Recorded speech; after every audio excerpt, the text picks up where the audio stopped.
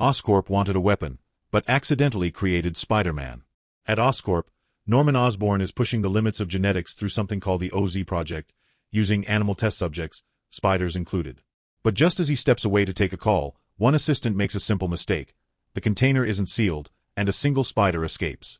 In Queens, Peter Parker sits in a food court, nose in a chemistry book, trying to focus while Flash's crew tosses food at him like it's a sport.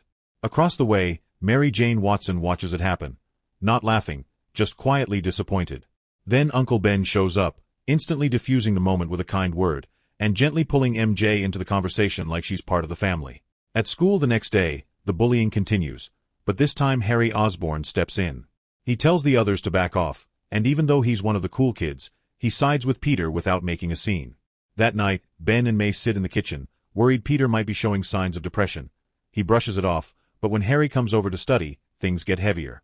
Peter opens up about his parents' plane crash and an adhesive formula his dad was working on before he died, but when the conversation gets too real, Harry excuses himself and leaves.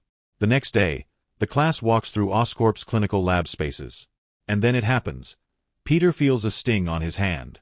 The escaped spider finally finds its target. He seizes up, blacks out, and hits the floor.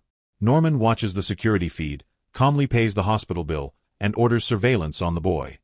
Back at school, Peter tries to stay invisible, but when Kong moves to trip him in the hall, Peter reacts before he even knows what he's doing.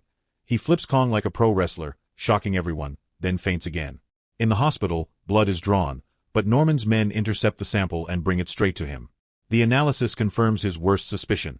The transformation is killing the kid. Norman decides to clean up the mess before it gets out. He sends Shaw to eliminate Peter, quietly. Shaw finds Peter walking home. He doesn't hesitate, drives right at him. But Peter leaps into the air, clean over the hood of the car. Shaw reports back, but Norman cancels the hit. The boy isn't dying. He's changing and Norman wants to see what he becomes. That night, Peter wakes up drenched in sweat, climbs out of bed, walks to the wall, and places one hand flat against it. Then another. He lifts his body upward, until he's hanging upside down from the ceiling.